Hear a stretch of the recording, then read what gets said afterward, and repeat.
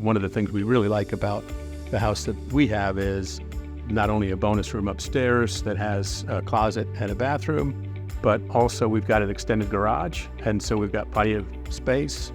So that's what we found to be nice about Kolter, is that they had that full spectrum of models where we could have had enough bedrooms for all the kids, or we could have just built it for us. And that's what we did. We built it for us so that we could have the kids as guests and then they would not live with us. Another thing I would say about the model that we have is, since it is so open, if we have the kids, when we have the kids over, they're sitting on the couch, we might be in the kitchen, everybody can interact very easily, everybody's comfortable. Hi, we're Nikki and Mike, and we live at Cresswind Wesley Chapel.